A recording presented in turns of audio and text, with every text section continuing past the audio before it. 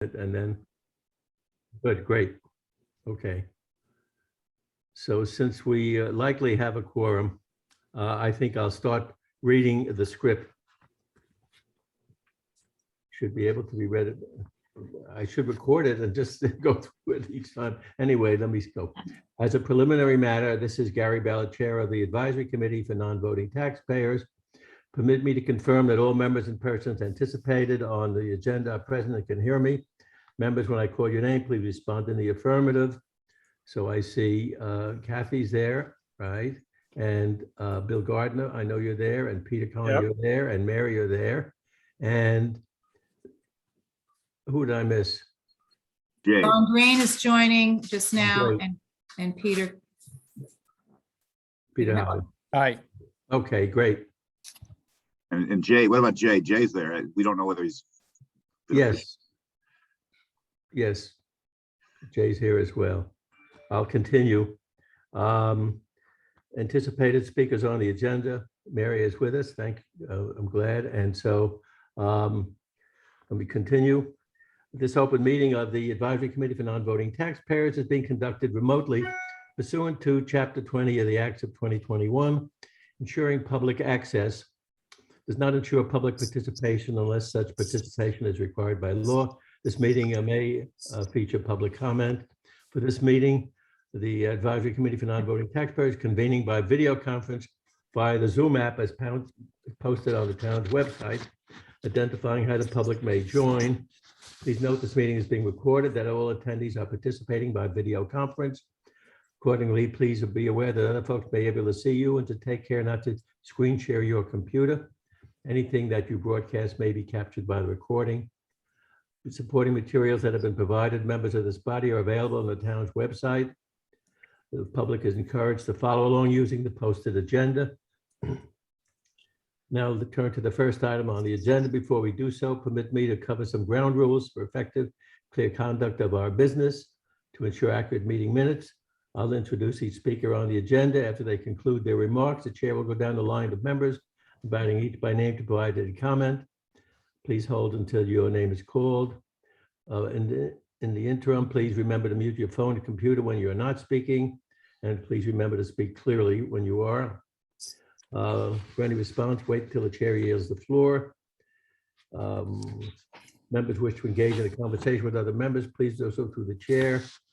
And if there's any public comment, I will allow the public comment for people who are members of the public and would like to speak at the meeting. But each person must state their name and be acknowledged before they speak. And then each vote taken in this meeting will be conducted by roll call vote. And that's the end of the script. And as far as the agenda is concerned, we did the membership count for the quorum. I guess we're supposed to get approval of the agenda. So, which Kathy sent out. So can I have a motion to approve that? Motion to approve. And a second? Second. Okay, all in favor? Let me see hands. Peter, everybody's okay. Everybody's in there. I don't see Don. I thought Don Green was joining us. So Kathy, I don't see him on the screen here. Is he on the call or not? No. Was. I am. Oh, great. I don't. Yeah, he's on my Okay. screen. Okay, maybe it's just the way I'm looking at the screen. Have to go up and down. Oh, there There you he go. is. Great. Okay. The next item on the agenda is the approval of the minutes for the last meeting. We heard some interesting facts at the last meeting when Rob Rainey was talking to us. And Kathy has sent out the minutes pretty quite accurately. Can I have a motion for approval of the minutes? Motion to approve. Second? Second. All in favor? Let me see hands, everybody. Aye, aye, aye, aye. Okay. Minutes are approved. And now the important part of our meeting, we're delighted that Mary Grace Mofson, the legislative liaison to State Representative Dylan Fernandez, has joined us today to talk to us about the items and the issues that she's involved in. But Mary, I want you to know that there's something very, very important that you need to do in your role for our committee, which is different than for all of the other, or just about all of the other town regulatory and advisory committees. And I'm not sure if you've seen the comments from any of our members about what our particular issue is. So, Mary, I don't see you on the screen now. I'm Good. here, and just Good, to clarify, okay. I'm Charity Grace, sorry. Charity, okay. Well, sometimes I see the name Charity, and then sometimes I see the name Mary. Is it, you like it? It's Charity? It's Charity Grace, Oh, yes. great. Okay, I apologize. No I saw it worries. somewhere. Okay. Anyway, are you familiar with a special issue that our committee has that no other committee really has? If not, I'm assuming this is about the ability and approval to meet virtually. yes, I have that on my list to discuss today. great. You know, our committee's been around for many, many years. And the tradition of our committee has always been that, you know, we meet in early June, just when the season is starting. And then our last meeting is now just around Labor Day weekend. And then it's radio silence until the next June. As a result of the pandemic, for better or for worse, we've had 1,000 meetings. It's we've been much busier than any of us anticipated. Certainly, I as chairman, right? And we had a lot of interesting discussions, and we spent plenty of time with various town administrators, members of the select board, town manager, and other specialists in town. So we really learned a lot, and it took a few positions during the course of the year by resolution, which we sent out, and some of them were accepted, not all, unfortunately, were accepted by the select board and acted on. But we're now looking at the potential end to the emergency rule, which, according to the last governor, the governor's last message is till, I guess, next April. And so we do have the ability, if necessary, to continue meeting occasionally during the off season now. But since we are somewhat unique, that is to say on Nantucket now, you may also know that there are similar committees such as ours, that is committees that represent seasonal residents and seasonal visitors to other parts of Massachusetts, the Cape, etc. So they have the same issue that we have. And the question is there enough of an interest that of various organizations like ours, so that the Massachusetts legislature may be interested in doing something on our behalf?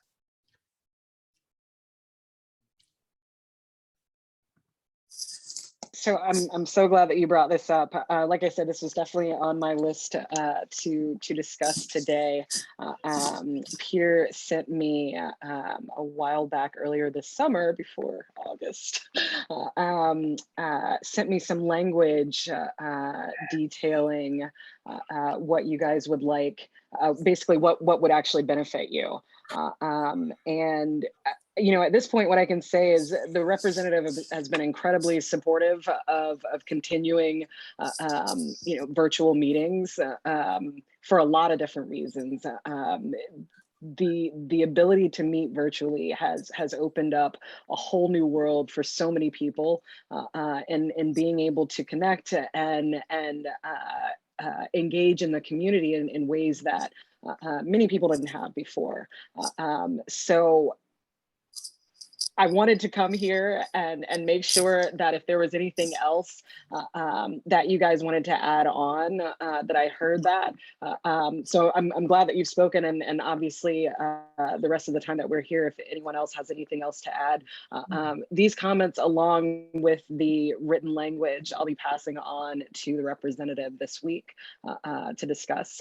You know, I don't like to speak too much on his behalf, but I will absolutely say that based on all of his previous actions, I would probably be surprised, you know, if if this wasn't something that he would support. As you mentioned, with there being other committees like this, other places in the district, this is important.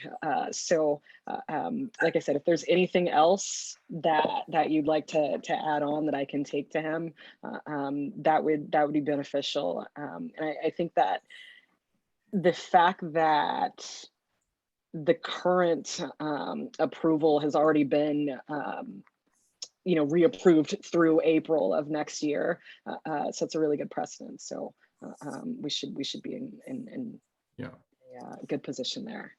Good. So maybe I could just add it's not anything new, but I think it's important for you and him to understand what I think is the key issue that would enable us to continue meeting.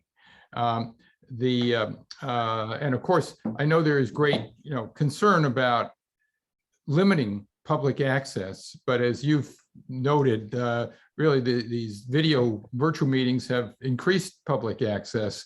I mean, it's a new world, and we need to take advantage of it.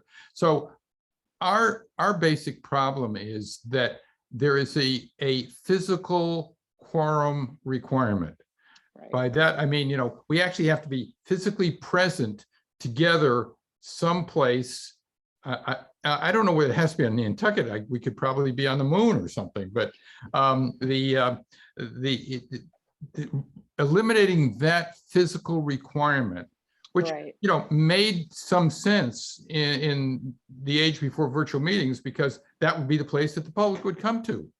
But now the physical place, and also we have a town administration that is short of physical places for people to meet. This is sort of a win-win-win-win all over the place. But the language what I did is I just took the existing statute, as you could see, and then tried to figure out how to change as little as possible, Right. to get where we want to go. And I'm not a Massachusetts lawyer, so hopefully somebody who is will eventually, if it seems like a good idea, look at it and perfect it. But it is, I think it's that issue that is the crucial thing. It's the requirement for the physical presence at the public meeting spot that needs to be eliminated, and then the rest of it kind of flows from that. Seems pretty reasonable. There's obviously ways to make sure that you have a quorum, as you guys have literally just done today. Yeah. It seems pretty reasonable that's something that. And everybody's doing it. Right, exactly. All over the state, and it's been incredibly successful. And so the question is, do we go back to the old ways, which are actually limiting, or do we vote for more public? Do we want to be Texas, or we want to be Massachusetts? We want to be Massachusetts. Well, thank you. I'm glad you're on it, and it's great to see your face. Yeah, definitely. I'm glad that you guys brought that up right away. And like I said, I'll pass this directly to the representative this week and see what we can do. Just generally on that subject, Mary, the Massachusetts open meeting law, as Peter was just suggesting, I consider very restrictive. And, I was thinking about, I think about governance a lot, even though I'm a seasonal resident here and don't have voting rights. And I'm always distressed when I see the very insignificant amount of public participation in our decision-making process. I have all of the statistics with me. I went over, there's a wonderful report that is published by the town and county clerk's office of the annual town meeting. And it's a summary. It's an after the fact summary of the voting. And I spent a few minutes the other day looking at that and running some statistics. And and listen to some of these statistics. They're so, they're energizing. And then I say, Gary, don't try to change the world. It's not your world. You're not going to change it. Of our total voters, we had this 9,246 voters registered in the town of Nantucket. And so how many came to the annual town meeting? The answer, 1,022. That's 11%. I think this 11%. is one of the better attended annual town meetings. That's sad to say. And not only that, and then you look at the number of articles, there were about 117, 112 or so articles, right, that were offered at the meeting. And I can tell you that there were 4 articles. There were 4 articles in which there was voting of between totally 674 and 777.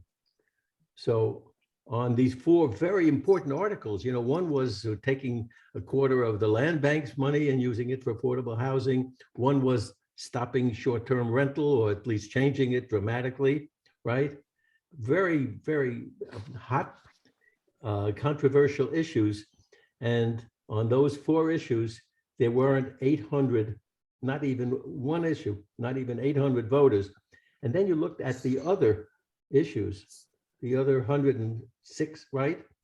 And we're talking about less than 4% of the total. And some of them at the end, there was 2% of people voting. So, and when I think about that and I say, by requiring people to actually be physically present, and that is the requirement, it's really disenfranchising a significant portion of the population. I think about couples with young children. They have to make a choice, and the choice is, especially our meeting, which ridiculously is a 9-hour session. It was almost, it opened at, let's see, I had a note here. It opened something like 9:02 and it stopped at 5:50, right? Mhm. So obviously no one has that time to spend. And so, and if you're a couple with a family and children, you're not going to get an 8-hour babysitter. So basically this whole system is so disenfranchising. It just saddens me. And I don't know if this is not a special issue to our committee. The question is, now that the world has seen that virtual meetings seem to work, Right. you can put controls in so that usually you can prevent being hacked or at Right. least being defrauded. I would hope that the state legislature, not just here at other places, would also take a look at that. And everyone seems to want more public participation, Right. but by setting up a 9-hour meeting, when we talked to Libby, when Libby was our guest early in the season in June, we talked to her a little bit about this. We said, why, and my solution, I have a solution to all of this, by the way. The solution is to go back to what we used to do in the old days, have three different town meetings, have the annual town meeting and then have 2 special town meetings afterwards on the first town meeting will just be doing the budget. It'll be a meeting from 5:30 one night till 8 o'clock, and then have one a month or 2 later, and then do miscellaneous items or capital budget. And then a month or 2 later, have a third meeting, and then people could actually show up for the 2 or 3 hours. They could figure out how to save that time. And that would allow so many more people to vote and get their views presented in a timely manner. But when we talked to Libby about it, she was concerned because prior to the annual meeting, the annual town meeting, they spent a lot of time trying to educate the voters. And when you have 112 items, there's a lot of presentations in theory that you'd have to make. And by the way, people don't have time to listen to all of those. So to me, the whole system is not working well at all. And guess what? They're planning on doing the same thing next year. They've already scheduled, right? The annual meeting, right? And I think it's a full day. And of course, the same thing is going to happen. And I'm frustrated about it, but I don't, I think I'd be jousting at windmills if I try to change that. But I know what's going to happen, and it's kind of silly to think that anyone has the time to spend 8 hours listening to 110 or 112 different articles. So maybe somewhere the Massachusetts legislature and other legislatures will start to see that elsewhere, maybe in government, but certainly in business, people are living with Zoom. Look, a lot of companies are saying to their employees and their boards as well, we're not going back until January. So yeah, we're meeting virtually. We're going to do our work virtually. And so I just hope that there's some incentive to do that. But as I say, that's not just our committee's issue. It's a general issue about getting more public participation and taking advantage of the advances in science that allow us to have these virtual kind of get-togethers much more effectively than in the past. So, Yeah. Mary, what No, other issues? What other issues are the ones that you would say that not particularly our committee, but the Nantucket folks are focused on? There's one other one that I'll mention that I'd like you to comment on to see whether we're making any progress on that. And I don't know what all the others are. You can tell us that. But the other one that I'm familiar with is the fact that we've been trying to get a special tax on the sale of real estate. That's the 1/2 of 1% tax on the sale of real estate over $2 million that would go to the proceeds of which would be used for affordable housing. And I know that's something that has been bandied about for a while. I don't know where we are on that, but that's one of the issues. So you can fill us in on that. Right. Unfortunately, with regards to the real estate bill, that last I checked it gets thwarted every time it makes it to Boston. Locally, there's support, but there's pushback from other places, and so the representative is incredibly supportive and continues to be supportive. At this point, it's stalled. Give me 1 second and let me see if I can pull up the bill.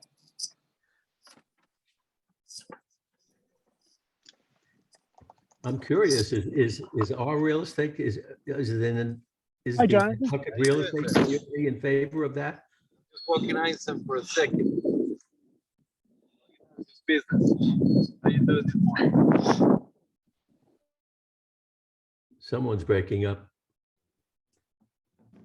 I'm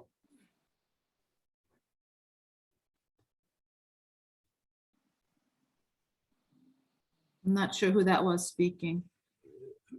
I think Bill Gardner's phone breaks up when he talks sometimes.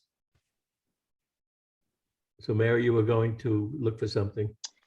Charity. So charity, yes, Charity Grace. Charity.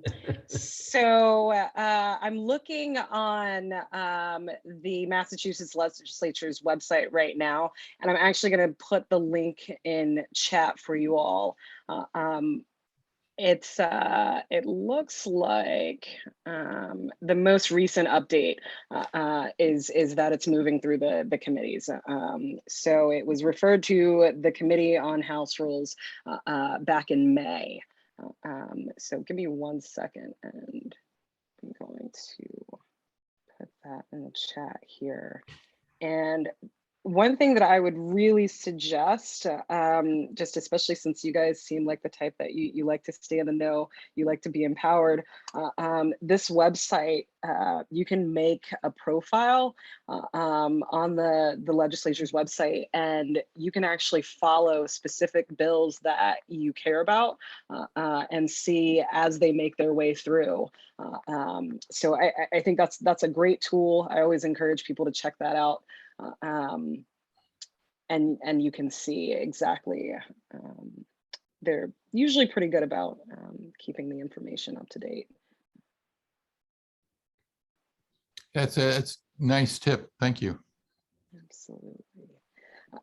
So some of the other issues that are facing the island that we're aware of and that we've been involved in, I'm sure many of you are familiar with PFAS, and Representative Fernandez has been incredibly involved with those discussions and supported legislation to create a PFAS interagency task force back in 2019. That task force has been meeting since, and they're working on generating a report with recommendations based on their findings. Will likely take up in the legislature.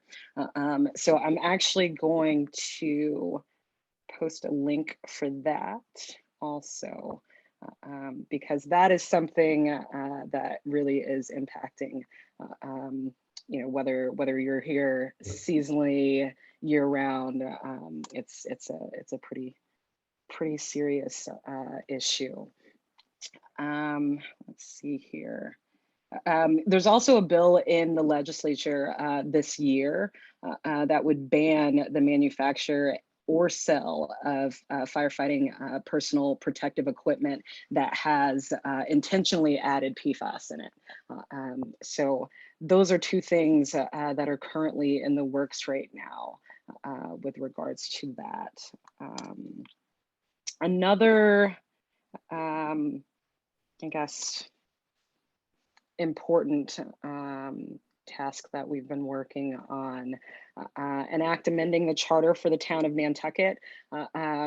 This legislation would essentially allow the town of Nantucket to meet outside of annual town meeting to appropriate funds necessary to maintain and expand the airport's infrastructure.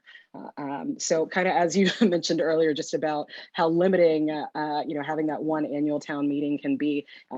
Sometimes there are additional issues that many of us aren't even aware of that it can create.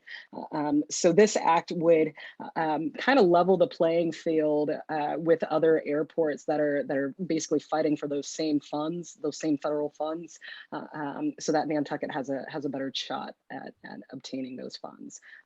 So that right now is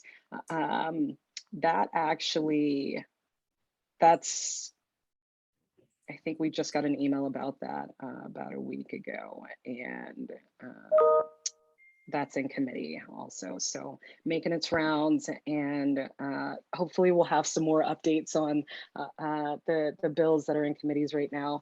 The other hot button item, I think, is dark skies.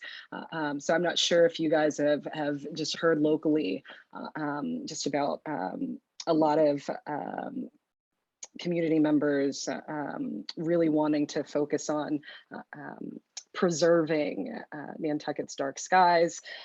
Representative Fernandez co-sponsored the Dark Skies Bill. It's an act to improve outdoor lighting, conserve energy, and increase dark sky visibility. Some of the things that this bill includes are things like ensuring higher standards are set and met when state and municipal funds are used for lighting. It also would limit glare, sky glow, and light trespass, which are terms that can be found and defined in the bill itself. Anyone's interested in those, I can also provide links. Yes, I've heard about that. I know the Civic League is very interested in that as well.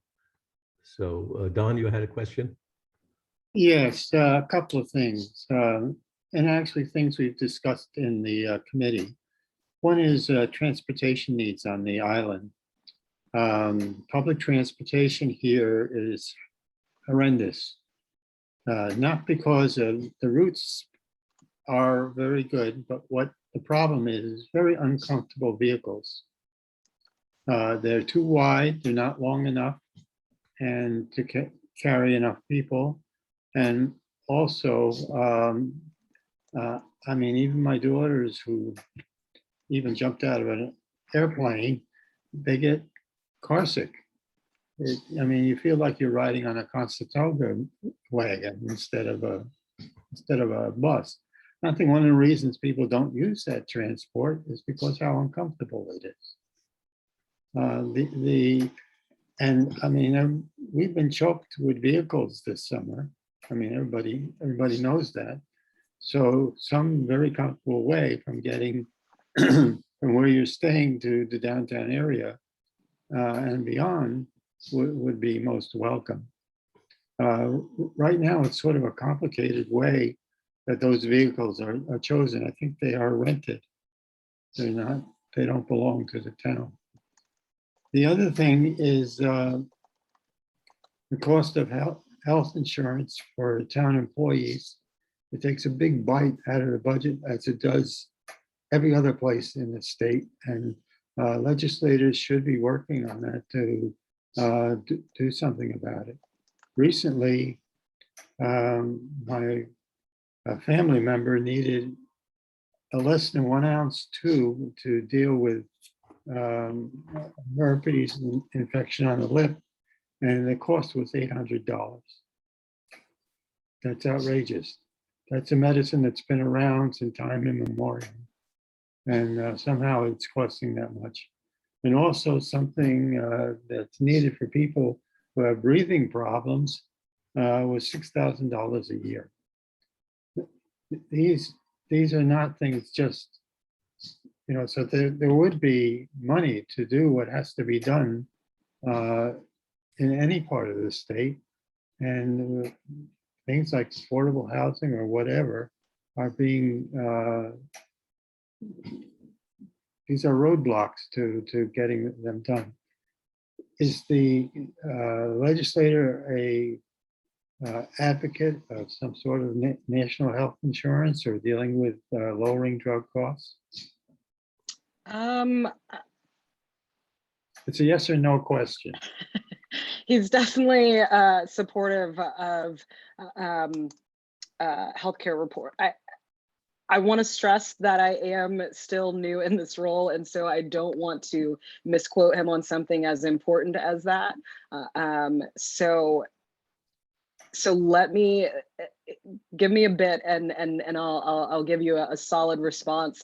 But that's a really important topic that I don't want to misquote. Well, the town will share what they pay for health insurance, and still on the books. I don't know if they got rid of it or not, but a Blue Cross plan can cost the family or cost the town $30,000 to $40,000. This is untenable. That should not be allowed. Well, it's clearly a national issue as well, obviously, as you It can would tell. really help, you know, Absolutely. the island in terms of their needs. We and a lot of other communities. Any other questions, Kathy? Yeah, I have one that's, I heard there was recently a visit to the island by the governor. I think he was here for a fundraiser or something a couple weeks ago, maybe. And one of the people who was there was chatting with him and heard there was to be $1 billion of money coming from the state for affordable housing initiatives.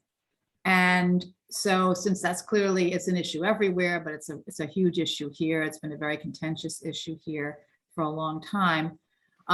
You were probably aware of the some of the warrant articles that didn't pass this year. One of them was to try to use some of the short-term rental tax to help with affordable housing, and that didn't get voted in. But now that we have that as a guaranteed income that's not being threatened anymore, it's going to be there. You know, is there some sort of partnership the town could do? You know, floating a bond, using that as collateral to get some, you know, or some kind of creative solution that the town could propose to get a hold of some of that money. I just That wonder- is definitely something that we could look into. You know, I know that there's obviously a lot of money there, and there's a lot of there are a lot of different issues that need to be addressed with those funds. It's exciting to see, though, that housing is pretty much being discussed across the board with regards to these funds. So I can look into seeing if there's already something in place that the town could apply for. And if not, you know, I'll reach out to the representative and just see what opportunities are there that Nantucket might be eligible for in the next few months. Yeah, this is just a conversation. There weren't any town officials there. So I don't, you know, I think to get a jump on grabbing some of that money and using it, because Nantucket's so unique in its affordable housing needs and all the Right. restrictions around creating affordable housing. So that would be great if you could help with that, or give the town some ideas on here. Go get this money. Absolutely. Wonderful. So maybe it would be good if, and you sort of were bombarded at the beginning, maybe it would be good that you could just sort of tell us exactly what your role is, and then how we might be helpful either in, you know, putting things in your hopper and you're obviously been very helpful in terms of getting us some information about things that we might not even be aware of, and I appreciate that. But sort of where are you in all this? Because I know you're not the governor, not yet. No. So maybe that would be helpful just in terms of process. Right. No, great.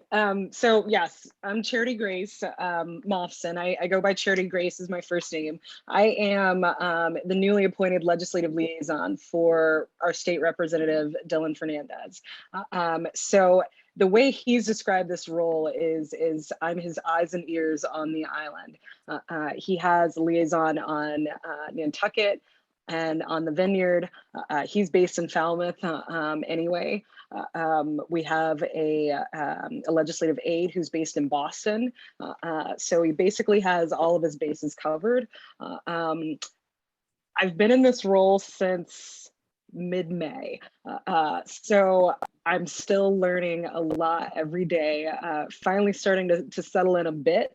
But as I'm sure you all can imagine, there's a lot to learn, especially when you want to do it right. So I'm not going to pretend like I've learned everything yet, that I know everything. There's so much there, but that in itself is really exciting because there's always something new to learn, a new perspective to hear from our community. And so some of the things that I've been doing in this role, you know, obviously we're coming to the end of you know, the pandemic unemployment payments that were going out, but a lot of people were having issues with you know, some people were having trouble even applying. Not everyone's tech savvy. Sometimes, you know, during the pandemic, many of us have experienced delays in a variety of ways and areas. And so being able to help people get the payments that they're owed, whether they're, you know, unemployment from pre-pandemic or during the pandemic has been really important for people on the island that have been out of work. So advocating for residents on issues that are affecting them on the day-to-day basis. Other than that, you name it. there's a lot of things that come up, you know, on a day-to-day basis, and because of the fact that we do like to have kind of an open door where people feel comfortable reaching out. Sometimes the issues that come our way aren't necessarily things that are normally addressed directly by our office, but we try to at least point people in the right direction and make sure that they get what they need. Let's see. You live on island? Yes, I live here full time. I've been here with my husband since 2015. We have a dog. We rarely get off the island. So I think the representative definitely lucked out when he said that he wanted somebody to be his eyes and ears here, because this is where I'm at. So yeah, it's Nantucket is home now. I plan to be here forever if I can help it, and I still feel like it's just as magical as that first time that I visited. And so to have the opportunity to help look out for this special place and the people that make it special is a really great opportunity. So the way we can work together, I guess, is well, we're starting to right now. So hearing from you guys about the things that are important to you and where we might assist. You know, if there's something that we can do, obviously we'll make sure that we can do it. So I'm going to leave my contact information too, so everyone has it. Feel free to reach out if you've got questions, concerns. As I said a couple of times today, if I don't have the answer right away, I usually know at least who to ask. So I'll be in touch with some concrete answers as soon as I get them. Good, thank you. Yeah, Absolutely. I mean, this has been a very different and incredible summer as a result of the pandemic, and the island is dealing with a lot of issues that are not just local. I think one of the issues that I know our businesses are all dealing with is the lack of help. And that's not just something that the Massachusetts state legislature can do. That's you know, a visa issue, and it's more of a national issue, but it certainly has a major impact on the on our island, especially when we have such a influx during the season. Right. We have 70 or 80,000, whatever that number really is, and not enough people to provide services for that organization, for the various organizations. It's really a very challenging, but as I say, that's also a national issue. And, you know, I keep getting surprised, you know, I asked you about that real estate tax for affordable housing. And I'm not surprised that you indicate that it's still not sailing through the legislature. And I just don't understand that. You know, when you read what's going on, not just in Nantucket, but all over the state, affordable housing is the #1 issue. And when there is an attempt to add to funding for affordable housing, it's always surprising to me that there's resistance at the state legislative level. And I've seen it for the last several years. That bill has been kicking around a while.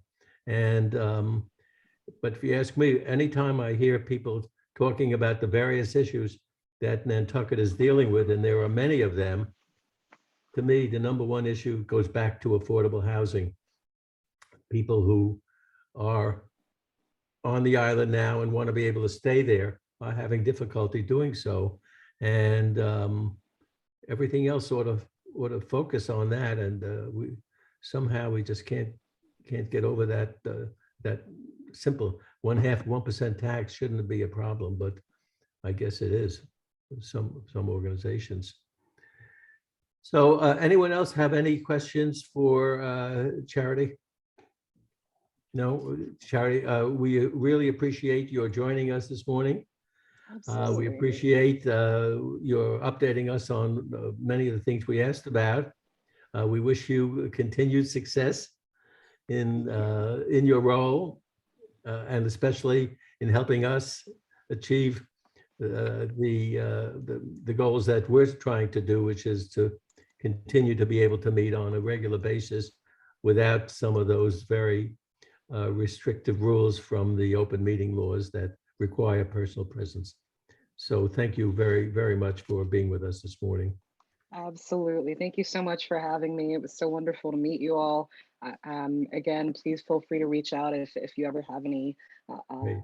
questions or concerns. I'm including my email there in the chat also. So Great. I hope you all enjoy the rest of your weekend. Thank you, and have a nice Labor Day weekend yourself.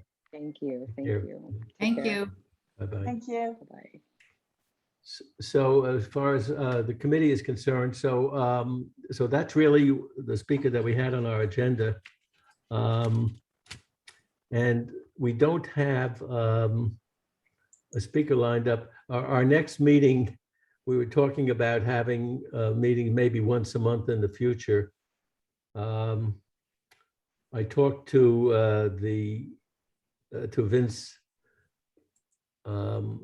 Murphy, the Coastal Resiliency Coordinator, and he will be willing in the future to join one of our meetings. He has some other commitments, so I have to talk with him about when he's able to do that. I guess the question is, we've had, as far as I can tell, and my own personal belief is, we really had a terrific roster of guests joining us for our various meetings in the last several months. You know, we now are familiar with all of the issues that they're very important to the town, and we've spoken out on the issues that are of importance that are to our committee as well as to the town. But I'm not, you know, there's nothing that I'm thinking about now, any burning issues that need to be resolved in the very near future. There will be likely, as I mentioned before, you know, they're planning on having, you know, the annual town meeting next April again, and unfortunately, it'll probably have to be in the same format, which will mean very limited attendance because of the lengthiness of it. But you know, at one point I was thinking of writing a letter to either the select board saying that please don't do it that way, have a few individual sessions. But actually the efforts that the town made last year to have an annual town meeting were heroic. If you think about it, in the middle of a pandemic, they had this town meeting. They had 5 tents set up, you know, in a schoolyard, you know. So as much as I complain about the fact that there wasn't enough participation, it's hard to get things done when you have all of these pandemic restrictions. And I guess none of us know whether or not we finally got it behind us or not, whether the pandemic is going to finally continue to diminish in importance, or whether we're going to be living with masks for the next year. God forbid, I hope not, but I think it's a little too soon to tell. So I don't have any burning issues that unless you folks have. Kathy? Well, I just wanted to follow up with Peter. I guess we haven't heard from Chief Gibson. I think that, there's two things. One, to speak to somebody from the police would be really helpful because the noise bylaw and the enforcement of that, and how would it be best, the bylaw be modified to make it enforceable or to put teeth in it. And I think the other thing was that, they've really come out against, or for restructuring all of these large events in the town, that many of them are fundraisers that people participate in. So maybe to hear about those, their thoughts on that as well. And then also just the whole idea of, back to one of the issues that happened with the short-term rentals with party houses and so forth. Is there a way to make, we're working on the Nantucket Together, we're working on a good neighbor pledge that people could actually put in their leases, that the real estate agents would put in leases, and Airbnb people would pledge, here are the rules of being a good neighbor, here's the behavior that's not acceptable, and here's you lose your deposit, you lose, so there's some self-policing, just to have a kind of a discussion with somebody in the police department about those kinds of things. So there's 3 different things I think that would be of interest, at least to me, and maybe to some people on the board here. So, Peter? Sure, yeah. I did not go back to Gibson, as I said I was going to. And I think probably the route is to go to the chief and bring up, and I think they're really what has been mentioned, the noise, large events, and short-term rentals. They're 3 very different issues, but the chief has been pretty vocal on large events. I think we know where he stands, and a lot of the large event problem seems to be similar to the short-term rental problem, and that does not mean it's short-term rentals that are causing the problem, but rather it's the lack of civility and the lack of appropriate behavior by people who come to the island.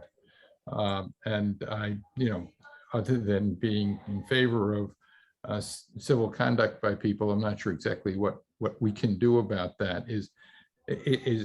Are large events an issue for our committee whatsoever, or is it just more to be tuned into what may be happening? I know many of us look forward to this event or that event, or live in horror of this or that event happening, depending on where you live.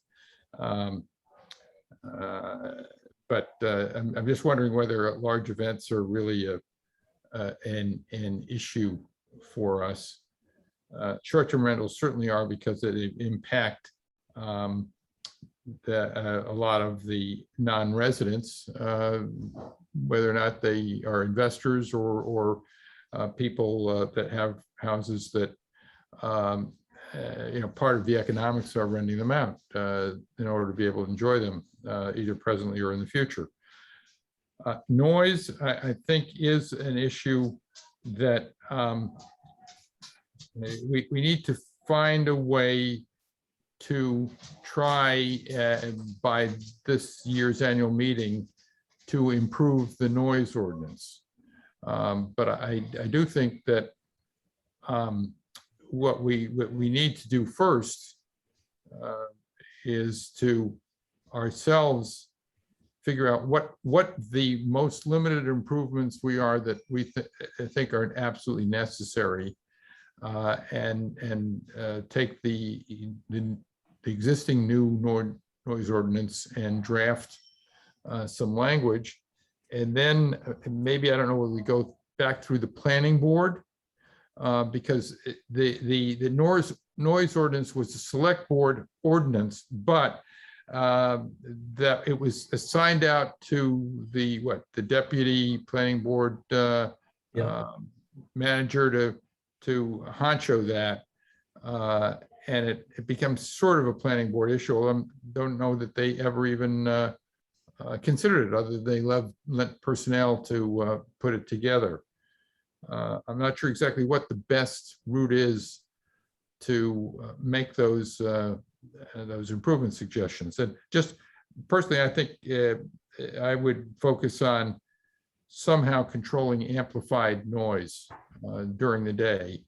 And I think the other thing I heard pretty much uniform support for in our group was extending the historic district restrictions island-wide. But I would not suggest we go much further than those two issues. I think that, more construction noise angst is, I think it's politically a dead issue. And I don't think it's worth wasting our time on it. But that's my thought, that we ought to have a focus and do something sufficiently in advance of the annual town meeting in order to make some, prospective success on whatever we're focusing on a potential reality. Bring it up at the last minute, it's not going to work. And so I'll just put a cap on it. I think we ought to focus on noise. I'm happy to draft the couple of paragraphs that might need to be improved and try to figure out which direction to start sending that in. But I think we will basically need a meeting ourselves to consider what we as a group are thinking of doing. And it might actually start with agreeing on whatever this language might be, and then first going to the select board in a resolution from this group to get the ball rolling. The one thing I haven't heard this year are any complaints about noise complaints. Well, that would be, one of the reasons to hear from the police chief or from, is because the killer on this whole thing is if we do all this craziness and then somebody says, well, we haven't had any noise complaints in 12 months, at which point it's dead on arrival. So maybe, your point is well taken. I haven't heard anything. And of course, part of the issue is that there's certainly no noise from large events because there aren't any large events. So, I heard there was some complaints about the Boys and Girls Club party that was had about a week or so ago, but it follows the bylaws. At 10 o'clock, the party stopped, and it's a big fundraiser, and it's Islanders mostly, so they were not happy that seasonal residents were complaining about their noise, but it was totally illegal. Yeah, I'm glad you brought that up, because we don't live anywhere near the Boys and Girls Club, but I learned in retrospect, I think Peter Kahn told me this, that because he was one of the noisemakers, that what they did is, because of crowd restrictions, all the rest of it, they basically farmed out a lot of that event. So people had smaller groups in their own houses, and one of our neighbors hosted it. And part of it was apparently a televised auction, not so silent auction. And so, it was no big deal, but it was just noise, and we had no idea what was going on. And we eventually learned it. But it's going to be some noise and here and there, but it's the sort of persistent, annoying noise that people shouldn't be making that can be a problem.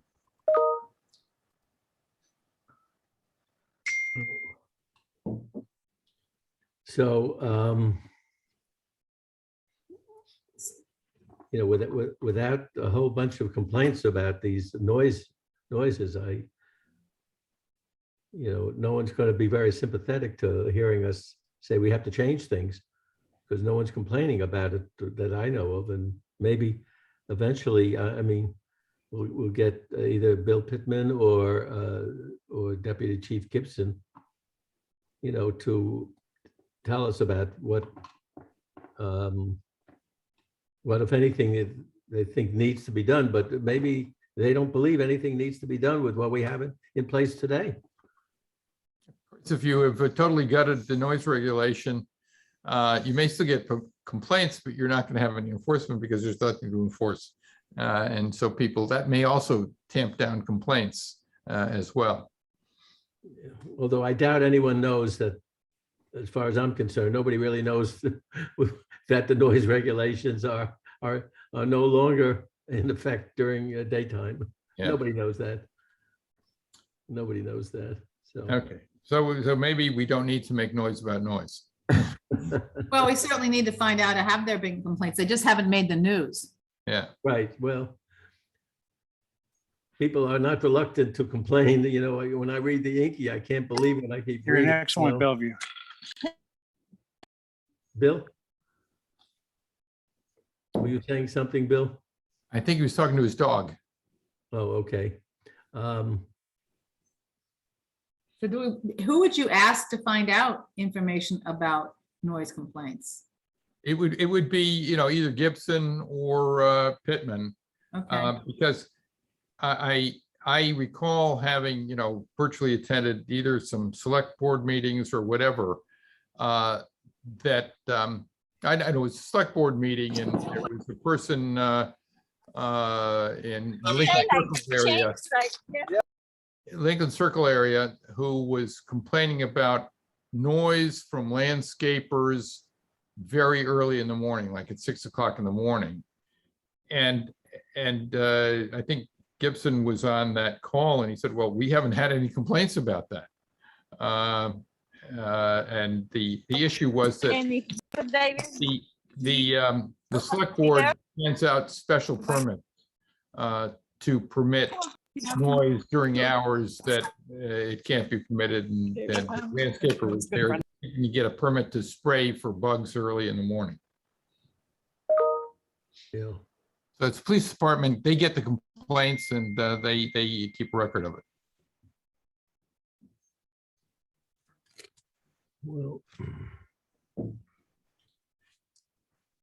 Well, the question is, you know, are there any urgent issues that we need to address promptly? I'm not aware of any. It's lovely getting together with all you folks, but if we don't really have urgent issues to address and get people to appear before us on these important issues, we should just take a little break, I think, my own view, you know.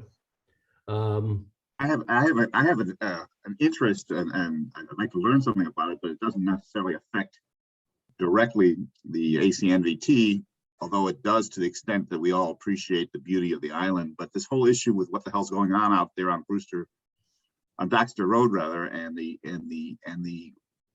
fight between the Concom and the select board, and it just strikes me as a very interesting issue as to who has the power to do what, and it's almost embarrassing apparently what's going on out there. But it's, you know, and I do think, I mean, actually that although, I mean, it's not just if you have a house on Baxter Road that you have an interest, you know, you like to drive out there, you like to see the beauty of it, and you'd like to see that there's the erosion, you know, that's taken care of. The question is how. I'm just very curious. Maybe somebody here knows what, you know, what the exactly the fight is about, and who has what power here. Well, I can tell you if you'd like to hear it. In a briefly, if you can, sure. Okay, and briefly, as you know, I'm your representative on the Coastal Resiliency Advisory Committee, and what we have done is, and what the town has done, what the town is basically trying to come up with some resolution to what's going on at the bluff. It turns out that what's going on at the bluff is this erosion that's been occurring over the years, and the Just want to say thank you so much. the erosion has now Appreciate it. I'm happy to help. Thank you. Most interesting thing that's happened all week. the erosion has now taken a few houses out of existence because they couldn't survive. The bluff keeps eroding. So there are a few landowners, homeowners on the bluff who have unlimited wealth. And they basically formed the Sconset Beach Preservation Fund. And they got the town to agree to let them, at their own expense, not the town's expense, put in a geotube, which is a huge tube filled with sand that you put in the bottom of the bluff, right where the water laps up from the ocean. That the problem with that is that the natural forces of the ocean will continue dissipating the sand, and so there's a requirement that the sand has to continue to be replenished. And there are two issues on that. One is, where do you get the sand and make sure it's good sand, clean sand, and who's going to pay for that? And so far, these wealthy homeowners, there's actually three of them. One is a billionaire. There's actually three of them that have been doing a lot of the paying. I don't know how many people actually pay, but it's costing $1 million a year. And it seems to be working a bit, but you know, I don't know if you folks see the newsletter, the Nantucket Current.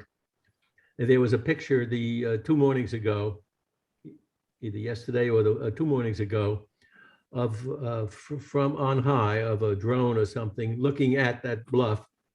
And it is so obvious to me when I looked at it that there's no way you're going to save Baxter Road. There's just no way. You know, eventually Mother Nature wins all of these battles.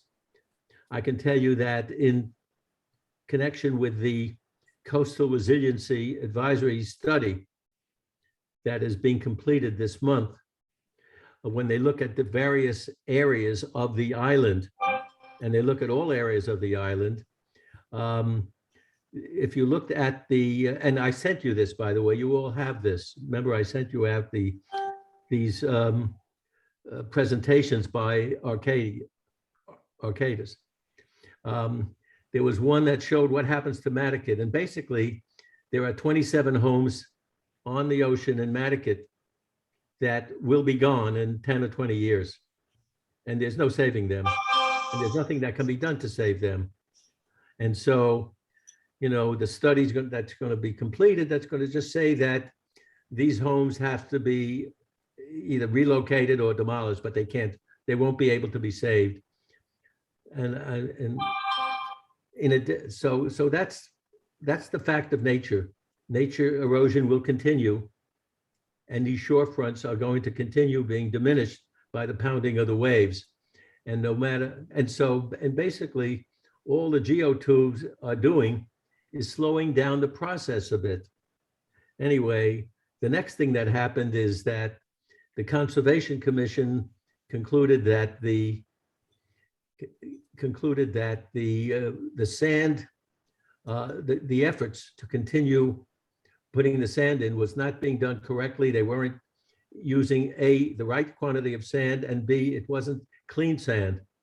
And they were concerned about what was being done to the soil and to perhaps some of the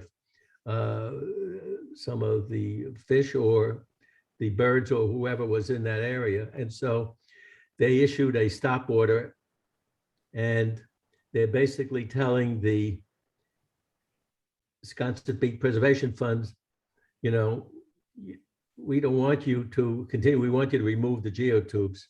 So that's in litigation.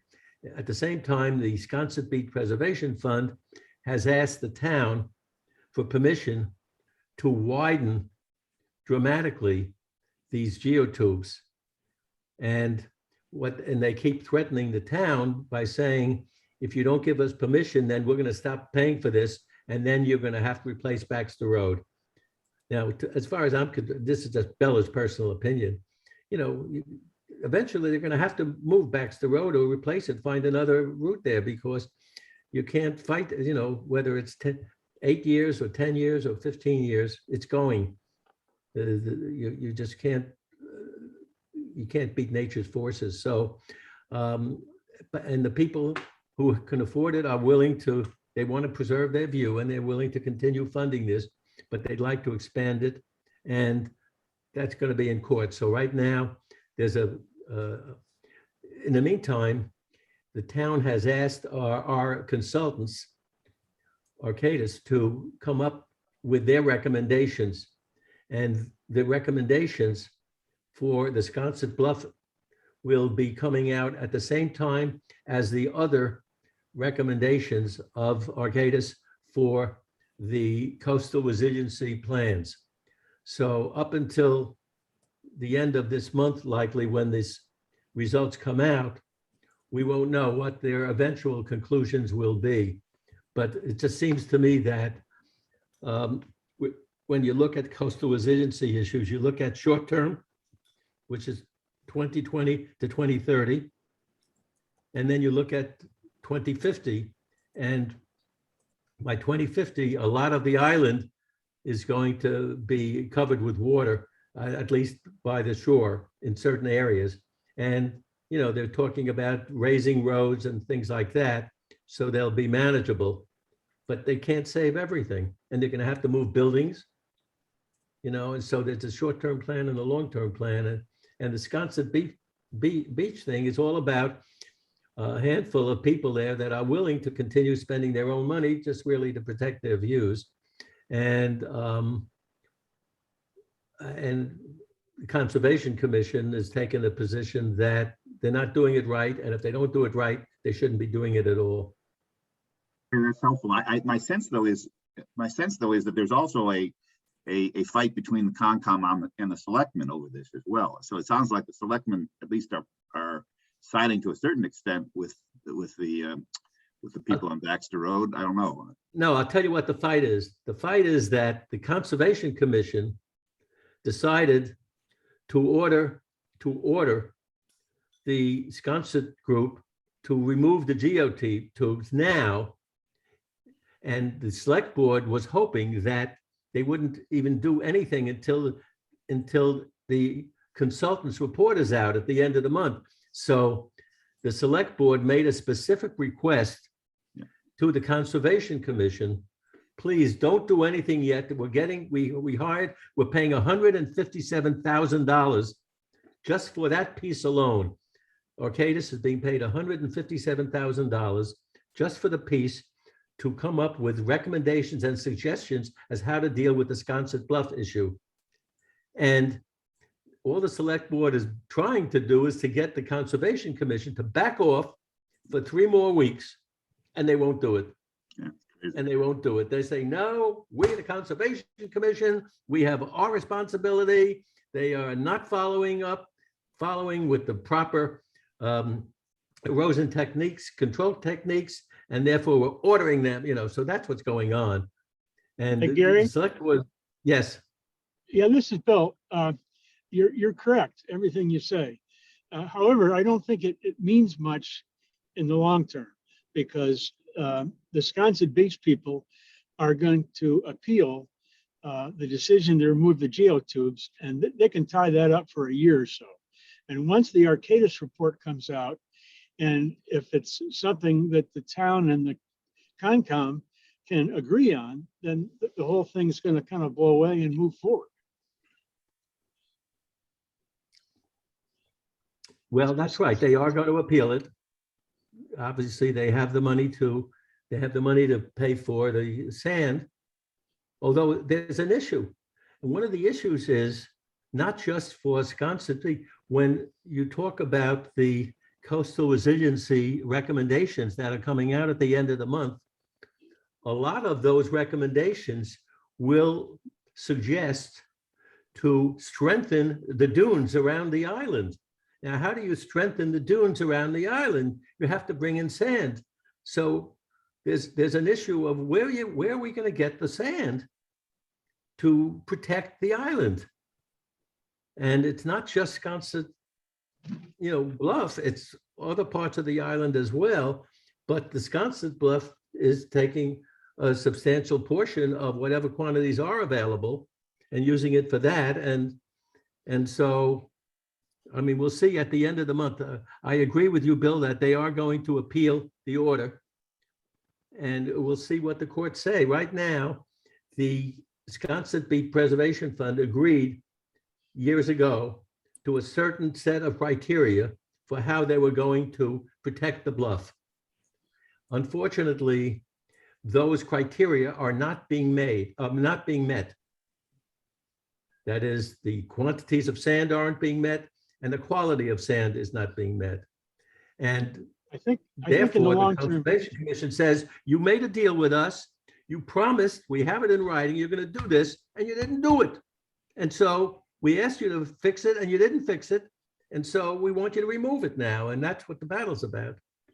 yeah, but I think in the long term, I have some reason to believe that the town is going to study the feasibility of bringing sand in by huge barge, which has been done in other places. We Big are, project. but there's an issue as to whether you can get the sand and who's gonna foot the bill. Yeah. And we're not gonna, and the town doesn't want to foot the bill for the 3 houses on Sconset Bluff that have beautiful views. And at the end of the day, if you take a look at that picture, I mean, I'm not a geologist and I'm not so, but I looked at that picture the other day from the air and I say, you know what? Maybe it's not going to happen in 3 years or 5 years or 7 years or maybe even 10 years, but there's no way that the pounding of the ocean on that bluff is not going to continue causing the shoreline to recede. And Meanwhile- eventually Baxter Road will have to be, redone. Yeah, somewhere meanwhile, I see in the paper that one of the founders of this Sconset Beach organization, Amos Hofstetter, Yes, is seeking HDC approval for a new dwelling on Baxter Road. he can afford it. Yes, Yeah, Yeah, and he must have faith in the he can long-term afford it. plan. It's Well, the pocket issue change. is which Still, side it's of pocket Baxter change Road? to- It's pocket change to him. Yeah. Pocket Yeah. change. Yeah, and which side is Baxter Road? 'Cause I have a friend out there who had a house on the east side of Baxter Road. And he just bought the property on the west side of Baxter Road and built a new house. So he's further back. And I'm not even sure that he needs Baxter Road because I think his property goes back to another road. And then Well, I think Peter, that, when the original lots were sold 50, 60, 70 years ago on Baxter Road, on the bluff side, every lot came with a lot directly across the street. And Yeah. it was specifically envisioned that there might be a need to move a house. Yeah. Of course, everybody then sold off the houses across the street. They had no place to move to. yeah. Very few of them do. And now the road itself is being threatened. I think that's the problem for the town is that road itself will eventually be threatened. And is there access for the properties across the street to, connect to the town road system? All you have to do is take a look at that picture that appeared in the Nantucket Current the other day. You'll say, oh my God, how long? It's just a question of how long and how much money. And that's a decision. I raised that question at the Coastal Resiliency meeting the other day when we had one of our meetings. The question is, all parts of the island, we're going to have to be making trade-offs. And I said, is there a formula to know how much money should we spend between now and the time when we no longer can save that portion of the property? Right? That's the question. Is there a formula? I wish there was a magic formula. Say, okay, it's a cost plus analysis. You say, and same thing on Sconset Bluff. It's a cost plus analysis. It's costing $1 million a year. And maybe that'll protect the bluff for 8 years or 11 years. And is it worth it? Because that's 11 or 15, maybe it'll cost $20 million. And the question is, at some point, it's going to go. The same way on that area in Nantucket that's shown clearly on the materials that I sent you. 27 homes are gone, but they're not gone right away. Question is, how much money do you want to spend to extend that another year or 2 or 3 or 4? Eventually, they have to either be demolished or relocated. They can't stay there. We can't stop the entire ocean from eroding the shoreline. it's very clear what's happening. And so that's the cost benefit that people have to look at all over the island, all over the island. How much money do you want to spend to preserve some of those oceanfront areas? And is it worth it? And who's going to spend that money? Whose money is it? Your money or my money?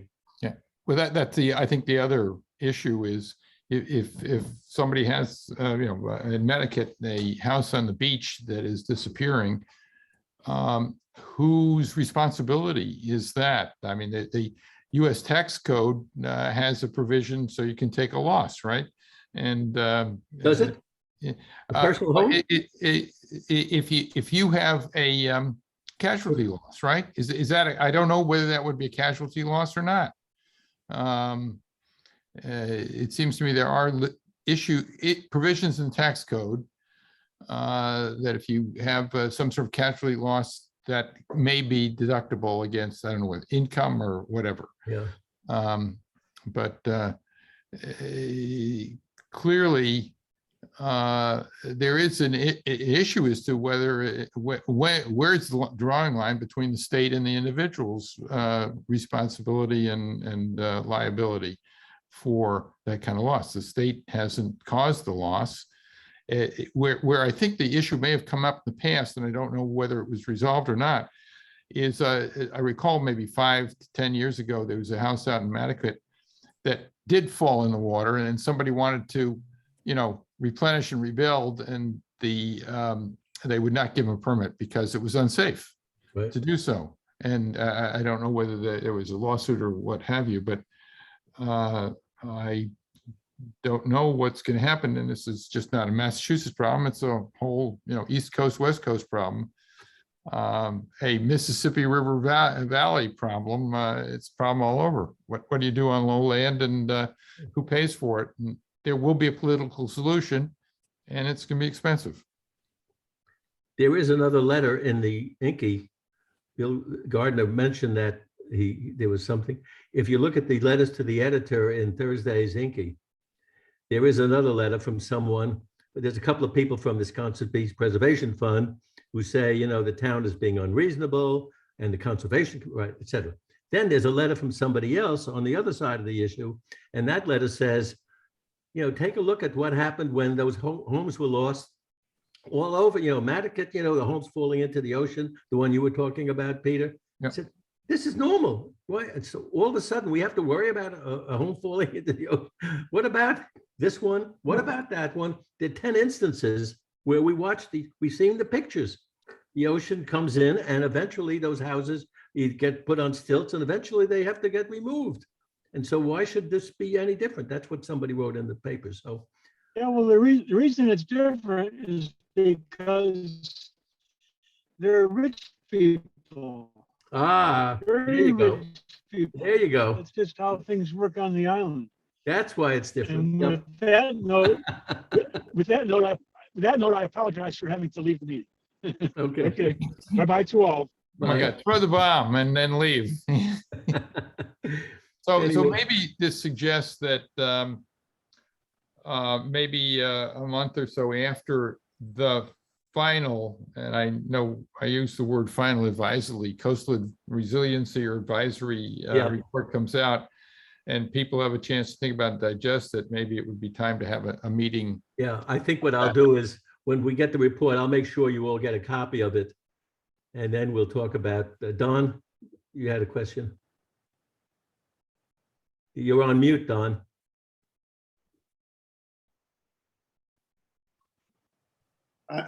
Yes. On 2 points, this situation is much ado about the inevitable. Right. At a Rotary meeting, someone who was well-versed in environmental concerns, he was asked about this question, and he said flat out, there is nothing you can do. It's just going to happen. And the only thing from my personal experience, when I was a little younger and had some more energy, I tried climbing up these erosive sites. You can't do it.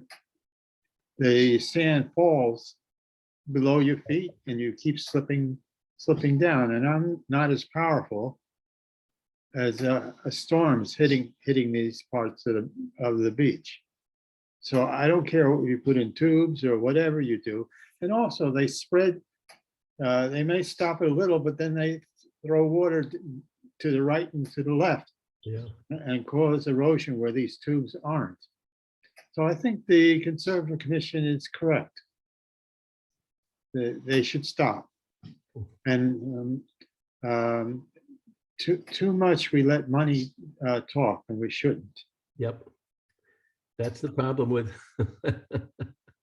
that's our safety valve, though. People get frustrated, they just go to the courts. So it doesn't always work well for society, but that's the world we live in.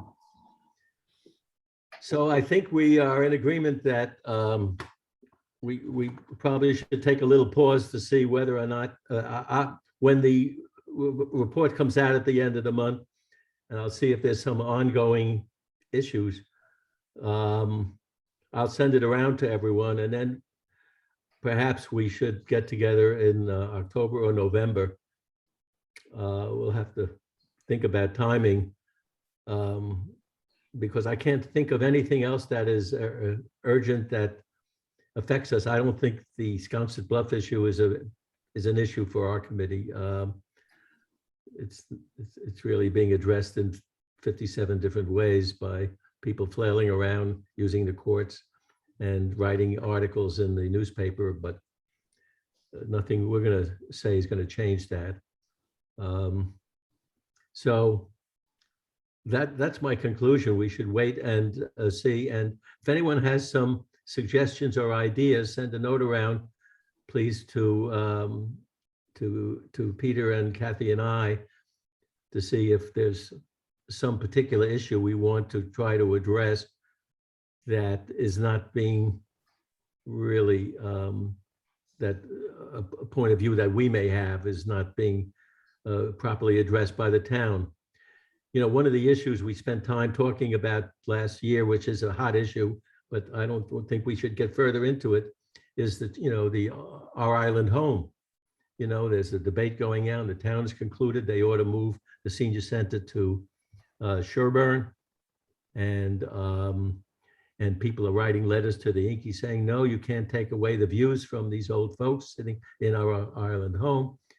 Well, we heard the debate. We heard from, you know, the people running it, and we were part of the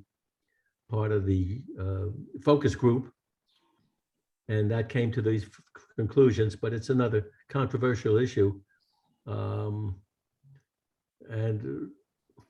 you know, I'm a little surprised. I watched, there was a Conservation Commission hearing last week about someone that owns a piece of property on the other side of our island home. And the person has had the house there for many, many, many years. It's on the creeks. He's had it there for many, many years. He's right on the creeks. And he's making an application to expand it a little bit. And, you know, they were worried about the gravel and stuff like that. And I'm sitting there saying, the guy's house is on the creeks, you know, in 10 years, it'll be gone. It'll be underwater. I don't know why people are worrying about this. Why, you know, the Conservation Commission ought to be saying, don't bother expanding anything. You know, rising tide's going to take care of that. You're asking for permission. You're going to spend time and money and energy. And then you're going to call a town when there's a life-saving emergency. So we don't, you know, people continue to move forward with some of these projects. And if you think about where the island home is, it's right there on the creeks. Why people want to continue, why they want to spend $40 million to build a senior center, you know, maybe you have to build it 12 levels up, and who's going to be able to get in there? Seniors don't love going upstairs. So, but as I said, one of the things that was, I think part of it will be like your CRA, the crack commission report, once it comes out. Yep. That's going to be, I think that's a game changer. And also I thought I read that they were actually, because people realize or are increasingly realizing the issue of sea rise, that Now it's almost like it's off the table to reuse that space. They were thinking of actually making at the Salt Marsh Center, moving it there, and definitely saying we don't have any options now. It has to go out to the other place they were talking about, because they can't justify putting something else there and considering it'll be underwater. So it is actually maybe worth revisiting because it's a different issue now. Well, but one of the things the Coastal Resiliency Advisory Commission got approved by the Select Board. The Select Board has now said to every regulatory commission that before you make any decision, you should be considering, rising tides in connection with those decisions. That's as strong as we could make it because we couldn't change the regulations. But at least they're supposed to take that into consideration. But once again, when I see that approval being granted by the Conservation Commission for the people expanding this house on the creeks, and somebody else in the Brand Point neighborhood just got approval for a pool, I'm sitting there, rising tides are going to flood that pool in 10 years. I don't know. I just, right now, the regulations are not as strong as the recommendations. The recommendations are what we have been able to obtain. And the recommendation is that before regulatory committees approve these things, they should take into consideration rising tides based on the federal government projections. But that's all we can do. The regulations have not been changed. So if people want to insist on doing that, they say, yes, we've taken that into consideration, but right now the law doesn't say we can't do that, so we're going to do that. So anyway, we can't solve quite all of the problems. We'll know more by the end of the month when we get that report and see what actions the town is thinking about taking. And as I said, if anyone has some burning issues that they think we should be meeting again, whether it's October or November, send a note to me and Kathy and Peter, and we'll see if there's some speaker that we would need. I'm a little bit, I'm a little bit exhausted from all of our meetings over the last several months, and maybe I feel we could use a little break. So is that okay with everyone? Yep. Yep, I'll move to adjourn if that helps. All right, second. Okay, everyone have a nice Labor Day weekend and stay well. You You too. Take care. Bye-bye. Bye-bye. Thank you.